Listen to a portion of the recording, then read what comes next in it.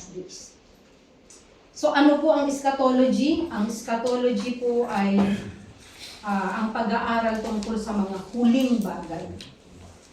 At sa end po ng lesson na to, ang karugtong pa rin po nito ay ituturo ko at ipipreach is about death. Why? It is part of eschatology.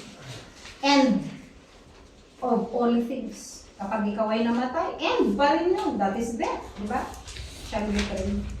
Heavenly Father, we thank you for this opportunity na nandito kami. Thank you sa panibagong araw na iniregalo niyo po sa amin ngayon. We are here, we are alive, we are healthy.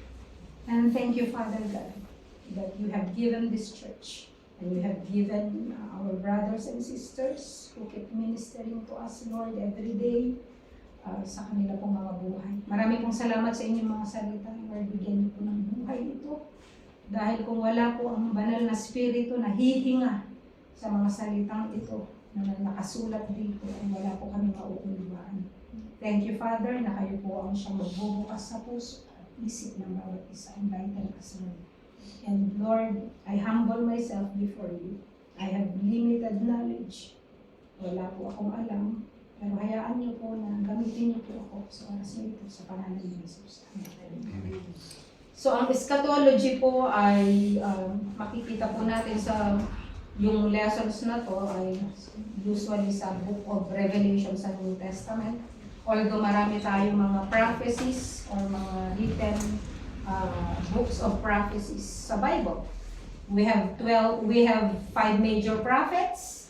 We have 12 minor prophets sa Old Testament. Pero dito po sa New Testament, there is only one book of prophecy and that is the Book of Revelation. Iisa lang po ang aklat na nagtuturo patungkol sa kung ano ang mangyayari sa hinaharap at yan po yung tinatawag na apokalipsis o pagpahayag ni Apostle Paul na kanya pong isinulat. And now we are already on Revelation chapter 7.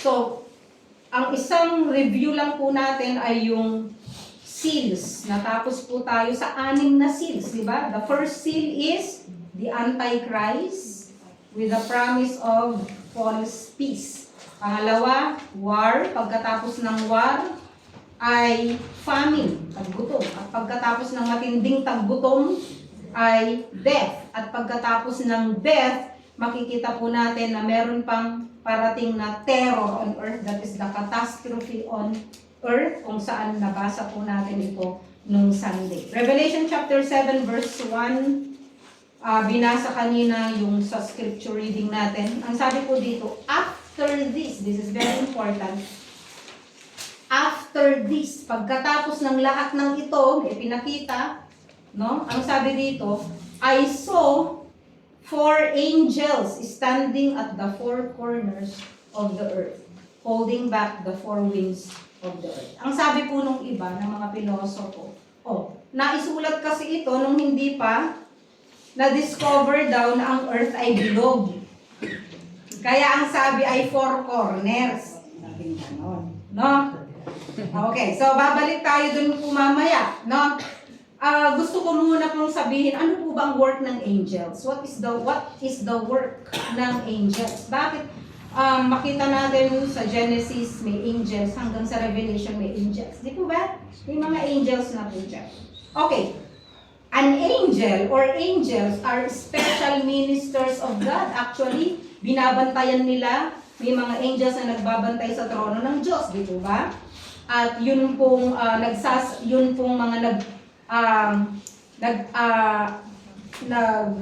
mga nagwa-warning ay angels. Mapapansin po natin yung mga angels, inuutusan ng Diyos para mag-warning, no?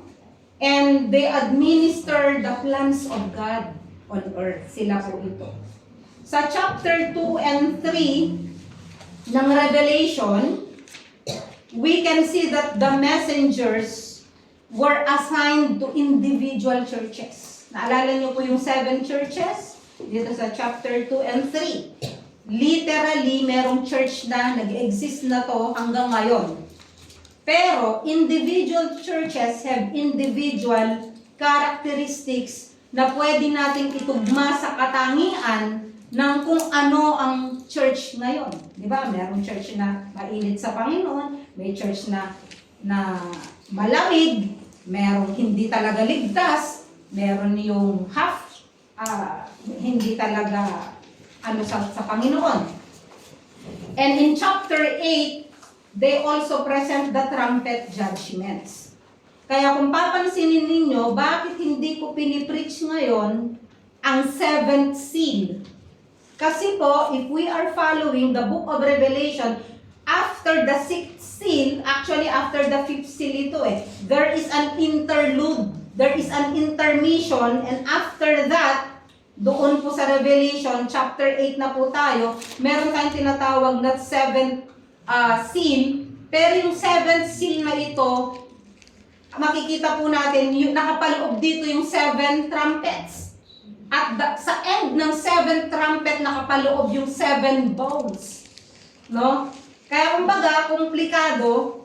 At yung 7th seal, dito po yung matinding wrath ng Lord. So, ibig sabihin, wala pa yung binasa natin sa mga nakaraan. That's why we are studying this interlude, and our lesson is about the 144,000, yung controversial na 144,000 dito na nakasulat. Okay, pero balik po tayo. Dito po, doon sa chapter 2 and 3, messenger sila sa church. Okay?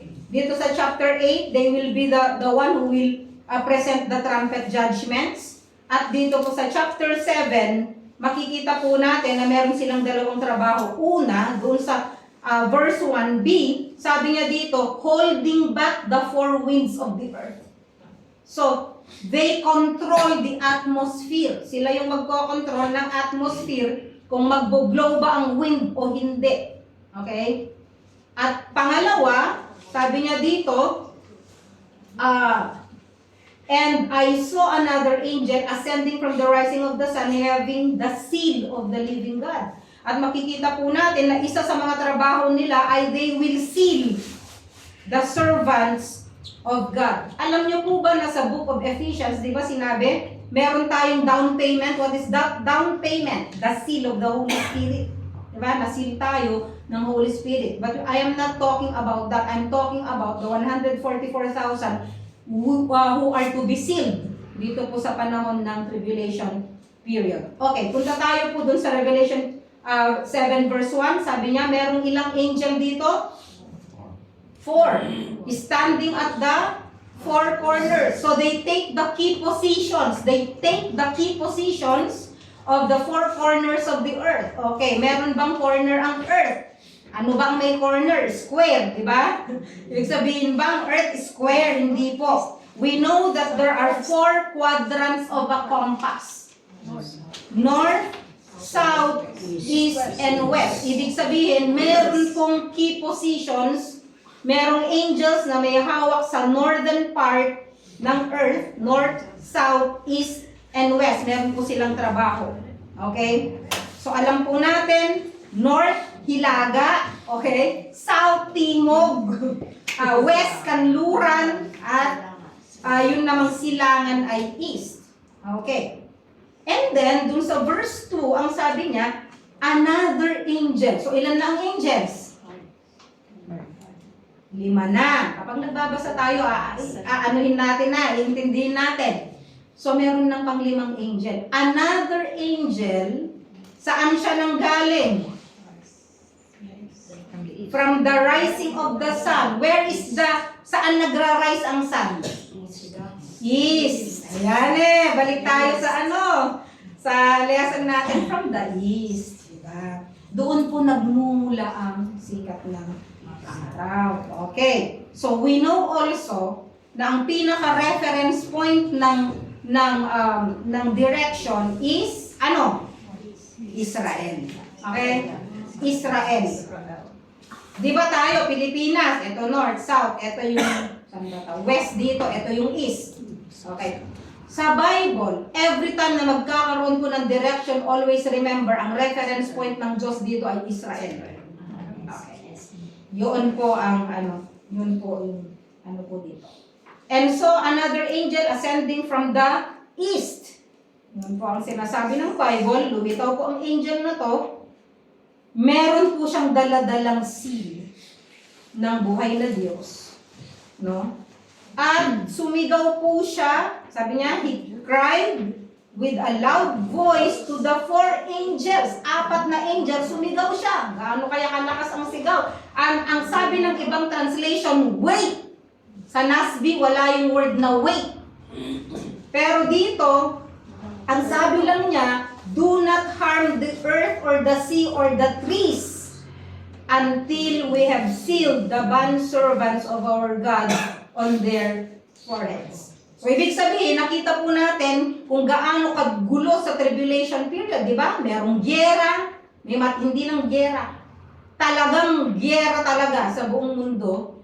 At dahil dito magkakaroon ng taggutom, pagkatapos ng taggutom magkakaroon ng death, ng kamatayan ng lahat ng tao, at pagkatapos ng kamatayan ng mga tao, puwera pa yon ang sabi ng Bible, di ba? Maglilipat-lipat daw ang posisyon ng mga isla. Okay? Magbabagsakan ng lahat, ang mountains, ang lahat. Ganun ang mangyayari. So, hindi pa yun pala. Bakit? Ang sabi ng angel, do not harm. Ibig sabihin, wait, sandali. Bakit? May patalastas. Ano yung patalastas? Ito yun, the sealing of the 144,000. Kaya ito po ay ating pinag-aaralan ngayon. And so, dahil po sa patalastas na ito, na-seal ngayon. Ang sabi ng verse 4, and I heard the number of those who were sealed, 144,000, sealed from every tribe of the sons of Israel. So, yung mga angels, isi-seal nila yung servants of God, the 144,000 tribulation witnesses. Okay? Since the sixth seal takes place toward the first quarter of the Great Tribulation, nakikita niyo yung picture, di ba? Okay? The sixth seal, ito yung end part ng unang quarter ng tribulation period. The Great Tribulation period. So, the destroying angels are ordered to wait. Nakita niyo po yung picture. Kahit na wala akong drawing. Okay. So, we find that the destroying angels na may hawak sa north, south, east, and west, they are the destroying angels. Okay? They were ordered to wait until the work of sealing is finished. Okay. Kaya, ito pong nakalagay dito ay yung number ng 144,000. Okay. And how did they come up with this number? Ito po yung breakdown. Okay? Babasahin po natin. From the tribe of Judah, ilan? 12,000. Okay, yung magaling sa math, sige, magkwenta na lang kayo. From the tribe of Reuben, si Reuben ay panganay, pero mapapansin ninyo, hindi si Reuben ang inumpisahan dito, kundi si Judah. And Judah means praise. And Judah, saan po galing? Saan po dito? Judah. Okay. So, from the tribe of Gad, 12,000. Tribe of Asher, 12,000. Tribe of Naphtali, 12,000. From the tribe of Manasseh, sino si Manasseh? Anak po siya ni Joseph. Okay, 12,000. Kasi magtataka ka, ba't nandiyan si Manasseh? Anak lang siya kung tutuusin. Okay? Uncle niya yung iba dito, parang ganun.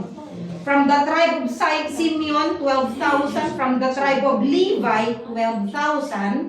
From the tribe of Issachar, 12,000. From the tribe of Zebulun, 12,000. From the tribe of Joseph, 12,000. From the tribe of Benjamin, 12,000 were sealed. Tanong ko ulit, bakit wala si Ephraim? Okay? Pinalit ulit dito si Joseph. Why? Si Ephraim po, ang kanyang lahi ay sumuway sa Diyos. Eto pang tanong, may nawawala dito na tribe. Alam nyo sino? Si Dan. Nawawala si Dan. Nasaan si Dan? They turned into idols. Alam nyo ba na yung lahi? Kung nagbabasa kayo ng Old Testament sa Bible reading, di ba?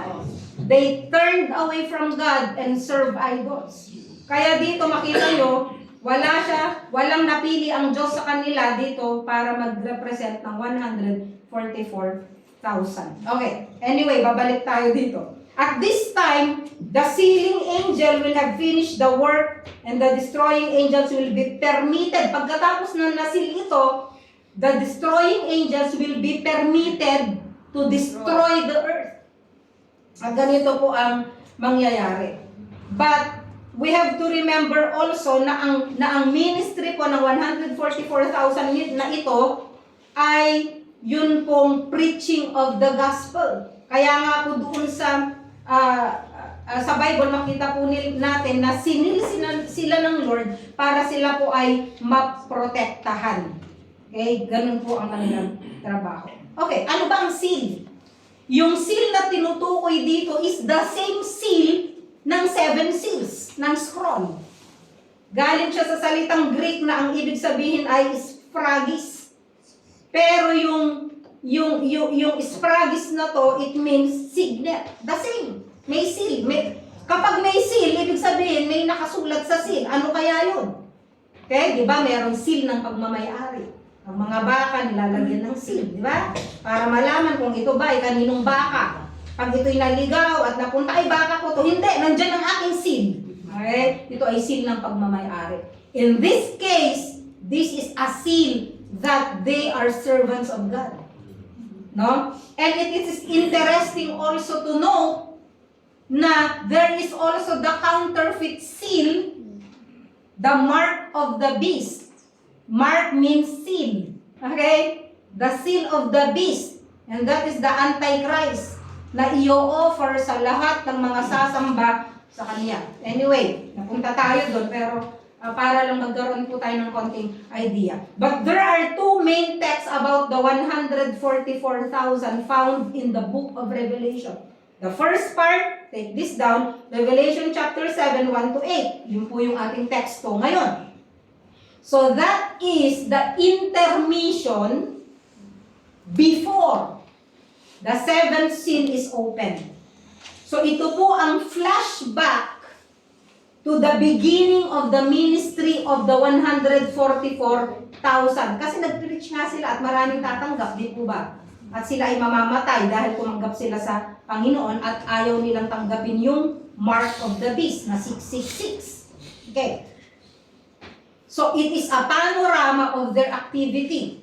Pangalawa, Revelation chapter 14, verse 1-5, and this pictures the 144,000 at the end of the tribulation period. Okay, so dalawang part nyo sila makikita, itong 144,000. Before the 7th seal will be opened and at the end of the tribulation period.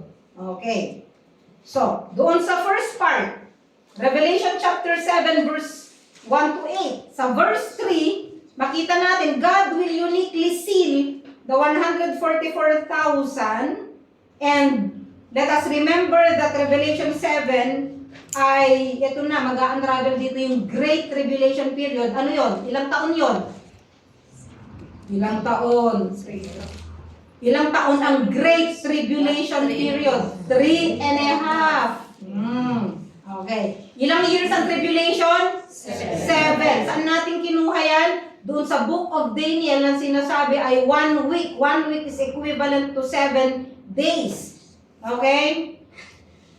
Yung 70 week of Daniel, hindi ko pa pala na-preach yun separately. But we will go to that part also. Okay. So the servants will have seals on their foreheads. This sets them apart and this will identify them and they will provide a supernatural protection from God so that no one would harm them. Yun ang sabi ng Bible eh. There will be a supernatural protection na ibibigay ng Diyos dito sa 144,000 na ito so that they will be able to carry out their mission preaching the gospel and none can harm them. At dun sa Revelation chapter 13, pag-aaralan din natin ko sa mga susunod, dito makikita yung mark of the beast, di ba? Okay. So, pagkatapos po nito, mamimili ang tao, di ba? Bakit nila tatanggapin ang mark of the beast? Sa sobrang gutom.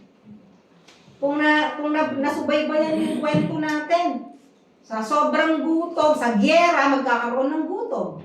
Pag nagtaggutom, hindi mo matitiis ang pamilya mong nagugutom. Di ba? Kaya nga sabi ng Bible, isang araw mong sahod, pupunta lang sa pagkain mo. Ikaw lang yun. Walang pagkain ng pamilya mo. Kaya sa sobrang gutom, hindi mo matitiis ang pamilya mo, siguro yung iba, they will just worship the beast. And they will receive the mark. Baka kala nyo, ang beast nakakatakot. Hindi po. Modern day, iko-control niya ang lahat. Political, religious, economic, and that is the Antichrist. Okay? That's the beast. Anyway, I believe that if you receive the mark of the beast, that is final. You have chosen your place for eternity. Final na yun. May nagtanong kasi sa akin. Ang sabi nila, paano yun kung i-receive mo yung seal, tapos sasabihin mo sa Lord, Lord, patawarin mo ako, pero naintindihan mo naman siguro. No. Hindi na po. Wala na pong grace doon. Namili ka na. Namili ka na. Okay? So, you have made, or they have made their decisions for eternity. Yun na po yun. No? The same is true if you believe in the Lord Jesus Christ. At namatay ka, haharap ka sa Diyos, hindi mo pwedeng sabihin, Panginoon, walang nag-preach. No. Hindi ka mamamatay na walang nag-share sa'yo ng good news. Hindi ia-allow ng Lord na mamamatay ka na walang nag-share ng mabuting balita sa'yo. No. Although alam po natin na hindi po natin pwedeng basahin ng isip ng Diyos sa mga ibang bagay. Like, paano yung baby kapag namatay, walang nag-preach sa kanya.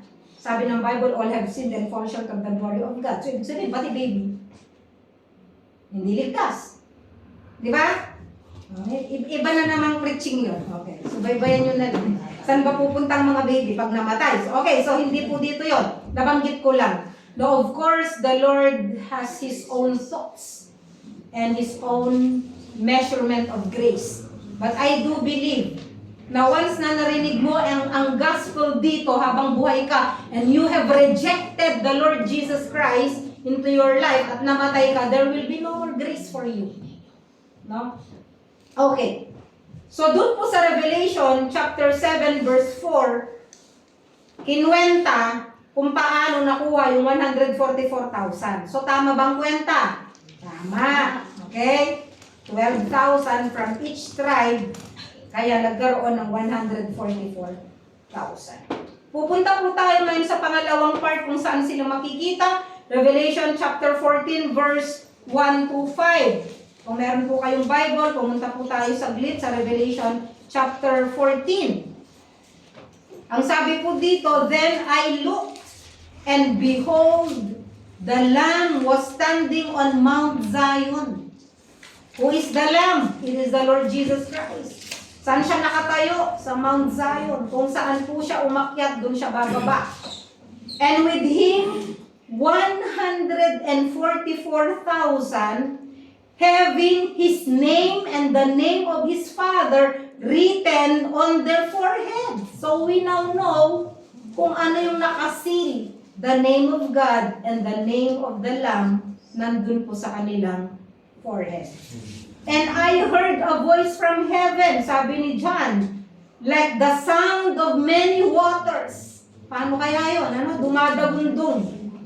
Like the sound of a loud thunder, and the voice which I heard was like the sound of harpists playing on their harps. Wow!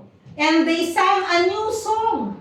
Ibig sabihin, ang kantang ito, hindi pa ito naawit kahit kailan. They sang a new song before the throne and before the four living creatures. Ano po yung four living creatures? Angels. And the elders. The elders represent the church. Okay?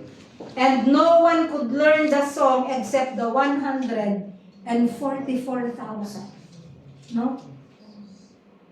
Who had been redeemed, who had been purchased from the earth. These are the ones, and ito sila. Number one, they have not been defiled with women. No sexual relationship with women. For they have kept themselves chaste. They are the ones who follow the Lamb wherever he goes. These have been purchased from among men as first fruits to God and to the Lamb. These are the first fruits of the redeemed Israel on that tribulation period. And no lie was found in their mouth. They are blameless. Okay, kung kiniklaim mo na isa ka sa 144,000, ilang beses ka na ba nagsinungaling sa buhay mo? Di ba? Hindi ka to. Excuse me. Okay. So, some are claiming that they are the ones na doon sa 144,000. Okay. So, ang nakita ko lang po dito, sa pagbabasa ko po dito, na God really offers grace even sa tribulation.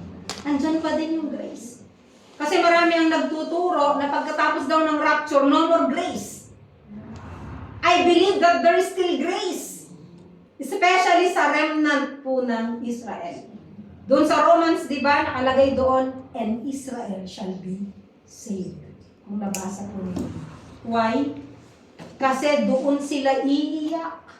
Doon nila marirealize sa tribulation period that it is really Jesus.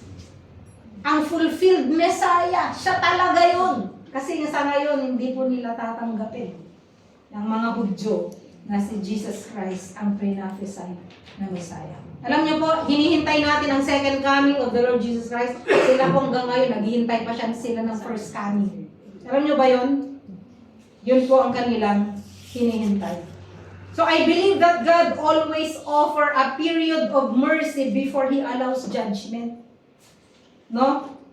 Before God pours out wrath and judgment upon sin and rebellion, He will always have a witness sa buhay mo. Palagi may papadala ang Diyos sa buhay mo, a messenger of the gospel, para ikaw ay magkaroon ng pagsisisi. So that you will have an opportunity to escape the wrath of God na kanyang ibubuhos. You will never face the judgment and wrath of God until you have rejected the grace of God. Tandaan po natin yan. Kapag nireject mo na ang grace na binibigay ng Diyos, it is by grace that we have been saved. Not by works. Not by works. But it is only by the grace of God. Doon mo lamang mararanasan ang wrath ng Diyos. Kasi ang sabi ng Bible, He will pour His wrath. Yung kanyang galit ay ibubuhos po niya sa huling panahon. Okay. So I would like to talk about some false teachings. Although this is not a lesson on cults, but I would like to say something about false teachings on this specific area about the 144,000. Who they are not. Okay, number one, they are not the Jehovah's Witnesses. Okay? Or the followers of the late Pastor Russell. The JW or the Jehovah's Witnesses believe that the 144,000 daw ay nagre-represent sa mga tapat na mga JW, sa mga tapat na witnesses from the period of AD 33 during the day of Pentecost po ito until this time where we are now, and they will be resurrected. Ito yung teaching nila, they will be resurrected as immortal spirits in heaven and spend eternity with God. Ito po yung teaching ng JW. Gusto nyo mag-research, mag-research kayo. Pero ito po yung pakapyaw na teaching regarding this lang na 144,000. And so they say that they are the select, mga pili. They are an elite or select group who were anointed to be a part of the spiritual Israel, hindi mismong galing sa tribe of Israel. Pero ang problema sa teaching na to, ganito. During the infancy of this cult or of this teaching, konti pa lang ang JW. So sa lahat sila, sinasabi nila na yung mga mauuna na 144,000, sila na yon. The problem is, lumobo ngayon ang bilang ng JW, humigit pa sa 144,000. Ang tanong, sino naman yung mapipili na 144,000? Yung sosobra doon, paano naman sila? Okay? So, yun ang tanong ngayon nila, paano naman sila? Yun ang problema sa teaching nila. So, above and beyond the 144,000, there are also those who will be redeemed. Huwag kayong mag-alala. Yun ang sabi nila ngayon. Na dinagdag sa kanilang teaching at ginamit po nila yung Luke chapter 12, verse 32. Punta tayo sa Luke chapter 12, verse 32.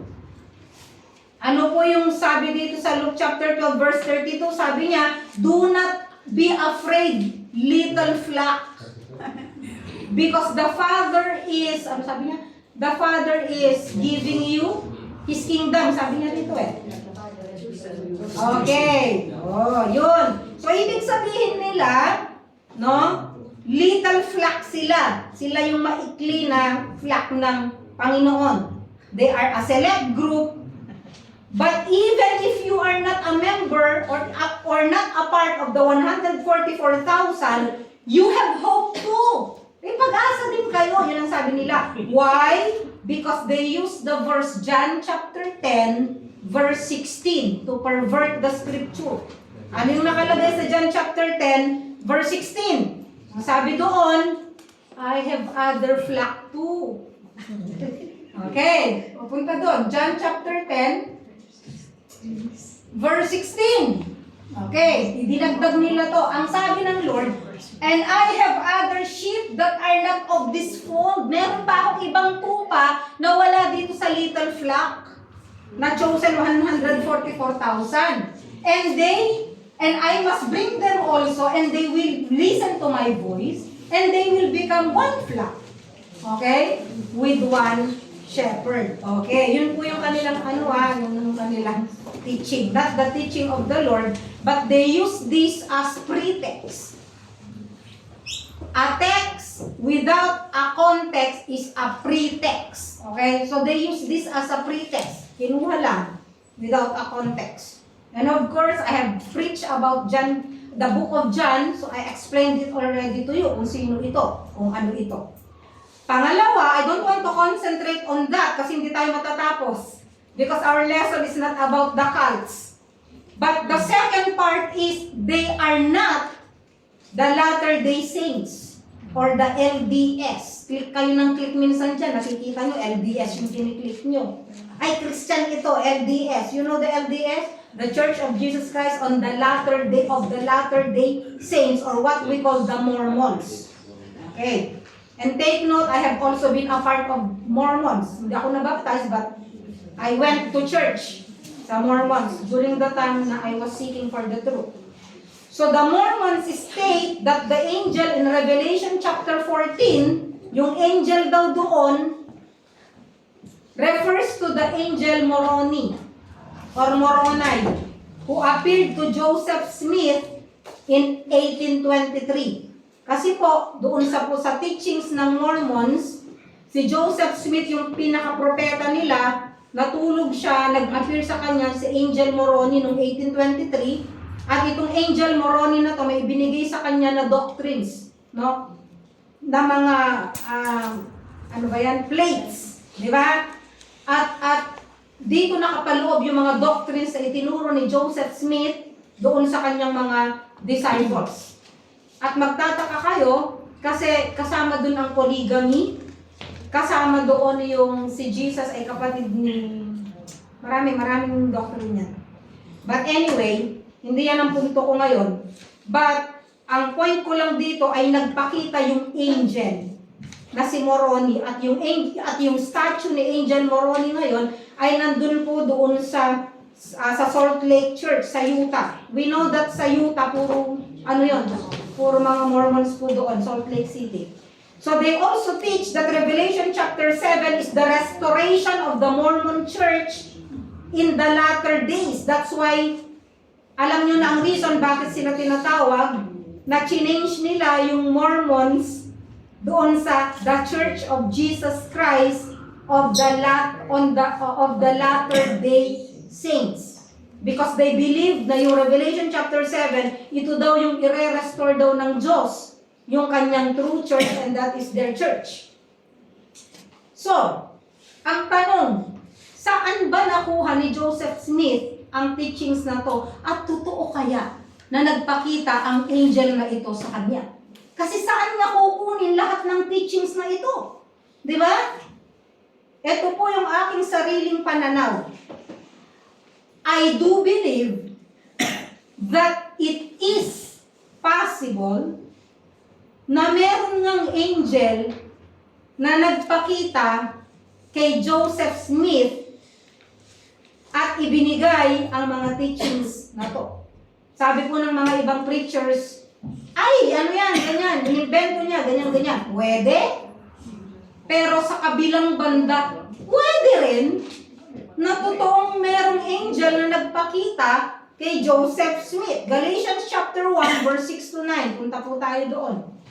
Nakakala nyo, Mormon ako ha. But I would just like to show you some verses. Galatians chapter 1, ang sabi po ni Apostle Paul, sabi niya dito, I am amazed, sa verse 6, that you are so quickly deserting Him who called you by the grace of Christ for a different gospel. Nagtataka ako, sabi niya, kung paano yung iniwan, sabi niya ganun, yung pagkakatawag nyo sa pamamagitan ng grace ni Christ, sa biyaya ni Kristo, para sa isang ibang gospel. So there is a different gospel. Ano ba yung sabihin ng gospel? Good news. So, it is possible that there is a different good news. There is a different gospel which is really not another. So, this is the best definition of a cult.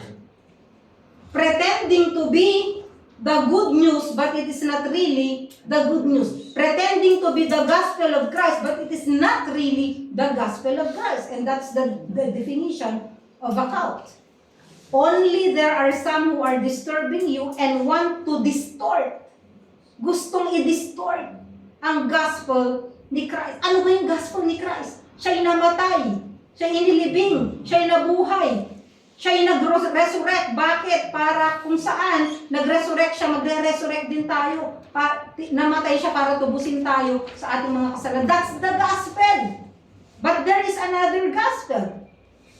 Verse 8. Anong sabi dito? But even if we, kahit kami, sabi ni Paul, or an angel from heaven should preach to you a gospel contrary to what has already been preached to you, he is to be accursed. Ibig sabihin, kahit na ang angel pa mula sa langit magpakita kay Sis Rosemar, at talagang nagpakita, pero hindi ka pareho ng itinuro sa Bible. I am teaching this to the Baptist distinctive class that experience should not be above the Word of God. If your experience is in line with the Word of God, then it is true or it is okay. But if it's contrary to what the Bible is saying, it is not at all a message from God. Yun lang po tatandaan natin.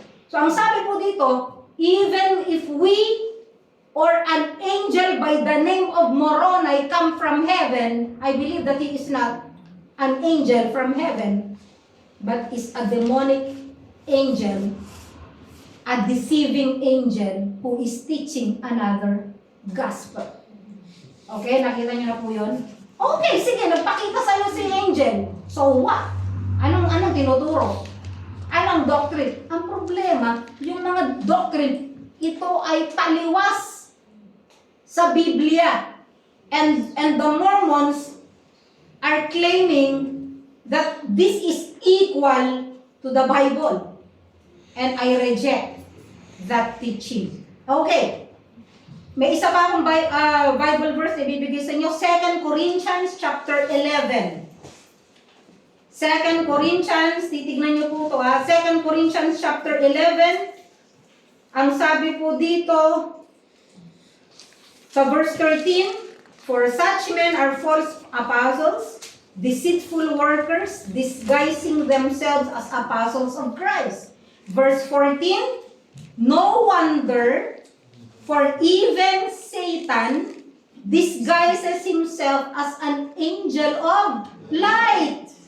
Kaya nga yung mga namatay at magpapakita daw sila sa inyo, hindi na po babalik ang mga patay.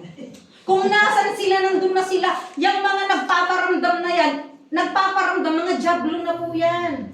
Hindi na babalik ang patay. Wala nang happy birthday in heaven or magpapasyam ka pa dito dahil lutang-lutang ka. You know, the only person that is not present in your funeral is you. Alam niyo ba yun? You are not present in your funeral because you are either in heaven or in hell. Tanggapin po natin yan. Kung ibang katuruan mo, excuse me, hindi ka galing sa Rema, okay? Hindi ako I am teaching these doctrines. Kaya ako nagre-research, nag-aaral, at binibigay ko yung best ko sa limitado kong kaisipan at karunungan because I want to teach you kung ano ang tinuturo ng Biblia. Okay. Ayaw akong sabihin, saan ka member? Rema. Ano paniniwala ng Rema? Nagmumulto. Hindi ko tinuturo yun, mga kapatid. Ang patay, pag namatay, kung saan ka pupunta, doon ka pupunta. Kung meron man nagpaparamdam dyan, it's because you believe it. They are the deceiving spirits. Kasi ang sabi ng Bible, 1/3 of the rebelling angels fell. Alam niyo ba yun, nung nagrebelde si Lucifer, ilan ang kanyang hinakot? 1/3 of the population of the angels. That's why ang mga demons ay nandito, alam niyang kahinaan mo. They cannot read what you are thinking. Yung iba akala nababasa daw ng diablo. No, but they can observe what you are doing. What you are doing. At naoobserbahan nila kung ano yung kahinaan mo. Okay, but they cannot read your mind. Only the Lord can do that. Because only God is omniscient, omnipresent, and lahat. Eternal. Ang Diyos lang ang pwede. Kung ang diablo nasa Hollywood, ang Satanas nasa Hollywood, wala siya sa Rema. Hindi siya omnipresent. Okay, tatak niyo sa isip niyo yan. Ano ang nandito? Ang kanyang mga kampon. Malinaw. Kasi akala ng iba, ang diablo nandito. No, kung nandito ang diablo, wala siya sa bahay niyo. Okay? Kaya yung kasama mo doon, hindi yung diablo. Amen po ba? Amen. Praise God. Okay, hallelujah. No wonder, sabi niya, even Satan, tandaan niyo to, pwede siyang magpakita sa inyo as an angel na nagniningning. He can copy. Okay, pwede niyang gayahin ang lolo mong namatay, ang lola mong namatay, ang kapatid mong namatay. Pwede niyang gayahin. He can disguise as an angel of light. Kaya sabi ng Bible, His servants also disguise themselves as servants of righteousness, though whose end will be according to their deeds. At ayokong makabasa ng miyembro ng Rema ng Happy Birthday in Heaven, okay? Maboboljak kayo sa akin. Ang birthday, sineselebrate kasi pinanganak siya dito. Nung namatay siya, death day yon. Wala nang birthday. It's another life. Okay? Makakita lang ako ng post na, mapapagaling sa kayo. Okay. But we thank the Lord. Pwede nating alalahanin. Pwede nating alalahanin na minsan ibinigay ng Diyos. Ang kapatid ko, I will celebrate pa rin kung kailan siya ibinigay ng Lord. Pero sasabihin mo, happy birthday. Wala na pong ganun. Okay? Balik na po tayo sa lesson natin. Okay. So, ibig pong sabihin, Kahit na po ang anghel nagpakita pa siya kay Joseph Smith. Taliwas siya sa tinuturo ng Bible. It's a cult. Okay? According to Mormons, eto na. Kasi po, ang Mormons kasi may lesson silang ganito. May 3 silang level of salvation. Okay? Para lang i-share ko sa inyo. Yung unang level of salvation po nila, yung tinatawag na entry level salvation. Meron po silang tinatawag din na, nakalimutan ko na kasi ibang doctrines na pag-aralan ko. Buti naman, kasi baka maituro ko. Okay, yung entry level of salvation, meron silang pangalawang level, which is the tiers of salvation. At meron po silang pangatlong level, which is exaltation. And this is the highest form of salvation because this doctrine teaches that when God exalts you, you can be like God. G-O-D, small letter. Kaya meron po silang doctrines that you can be gods. Kaya sa kanila, bentahe pag marami kang anak. Kaya nga sa early teachings nila, ngayon kinocoveran na nila, pero ang teachings talaga nila, polygamy. Na you can have as many as, kahit po si Joseph Smith ay polygamous. You can research his life. Okay? Hindi ko sinasabi ito na ano, pero totoo po ito, you can research, you can read, marami po dyan. Okay. So this is the highest form of salvation para sa kanila because ang pinaka-reward sa kanila ay you can be gods and you can create worlds and be the rulers, kung ano man yung create mo, kung anong planeta yung gusto mo na makikreate mo in the future. So that you can govern your own, kung ano man yun. And they believe also that the Book of Mormon, the Bible is not enough. Why? Nung nagba-Bible study po kami, noong kumatok sila una sa pintuan, ang dala-dala nila Bible. Nung nagba-Bible study na po kami, meron na silang Book of Mormons. Nagko-quote na sila doon. Okay? Meron pa silang Pearl of Great Price. Another book. Because the Bible is not enough. At meron pa silang doctrines and covenants na nakapaloob doon ang main doctrines po ng Mormonism. Imagine, 4 ang kanilang ginagamit. But we believe as Baptists that the Bible, as Christians, that the Bible is the solely authority for all matters of faith and conduct. Kaya nga sabi ko dun sa group na tinuturuan ko sa morning, yung Baptist Distinctives, this is the distinction sa ating mga Baptist. Because they even say that we worship the Bible. Why? Lahat ng teachings natin, it should be from the Bible. Why? Because the Bible is the Word of God. The Bible, na walang apokrifa, yung Bible talaga na inanoint ng Lord. Anyway, ibang lesson na naman yun, no? But I'm just saying that they are not the JWs, they are not the Mormons. Pangalawa, they are not the Seventh-day Adventists. Controversial. Okay? Ang sabi ng iba, kapareho lang natin yung mga Seventh-day Adventists. Sis Mase, hello. Okay. Nanggaling kasi si Sis Mase sa Seventh-day Adventist. But I don't know kung alam niya talaga yung kabuuan ng teachings ng Seventh-day Adventist. Ang Seventh-day Adventist po, they believe that the writings of Paul is equivalent also to the writings of Ellen G. White. So, parang kiniklaim nila that the writings written by Ellen White, pwede mo siyang ipantay sa writings of Paul, which is, alam natin that the writings of Paul, the epistles of Paul, are considered Word of God. So para sa kanila, even the writings of Ellen G. White is considered authoritative and considered the Word of God.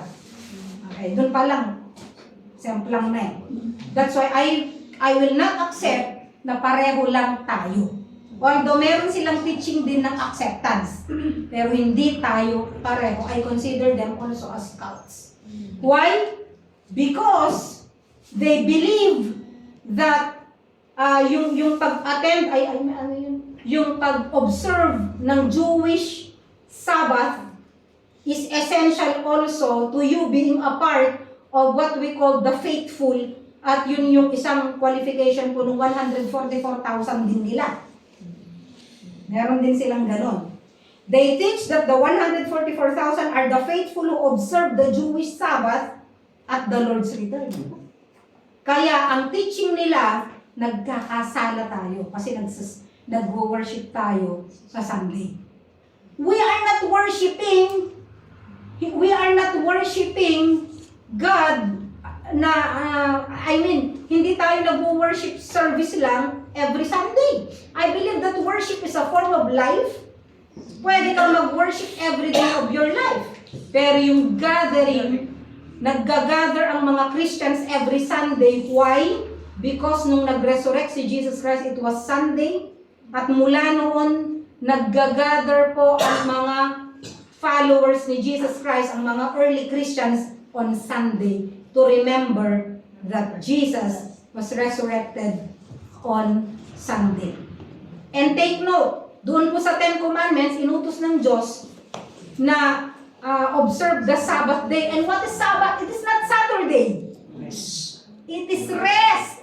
Ang inuutos ng Diyos doon, magpahinga ka ng isang beses sa isang linggo. Because if you are breaking this, papatayin mo yung sarili mo physically. Yun lang yun. If we are going to compare it to the New Testament now. Kaya nga si Jesus Christ, di ba, nagpagaling siya sa Sabbath. Kaya galit na galit ang mga Hudyo sa kanila. Sa kanya. Di ba? Nagpagaling siya sa Sabbath. Tapos, nagtrabaho ang niya sa Sabbath. Okay, nagutom, umitas ng wheat. Kaya sabi, bakit ang mga alagad mo kumukuha ng sa Sabbath? Nagalit si Jesus Christ. Ang sabi niya, sabi niya, man was created, Sabbath is created for men and not men for Sabbath. Yun po ang sabi ng Panginoon. Okay, anyway, number 4, pahapyaw lang po yun. Number 4, they are not the spiritual Israel, which is the Christians. Hindi tayo yon. Hindi rin tayo yung 144,000. They are not the spiritual Christians. Bakit? Ano yung argument mo dito? Because they are already raptured. Doon sa chapter 4 ng Book of Revelation, na rapture na tayo. Wala na tayo sa chapter 7. Kapito, sa mga nag-aaral, naintindihan nyo to. Okay. So ngayon, naku, alauna na. Okay. So ngayon, sino sila? Kulang yun. I believe that this is literal. This is literal. That they are really from the 12 tribes of Israel. They are not Gentiles. Ang sabi ng Bible, they are first fruits unto the Lord. First fruits of what? First fruits of the converted Jews. And so, walang Gentiles dito sa 144,000. They come from different tribes. And if you are claiming that you are part of the 144,000, my question is, which tribe?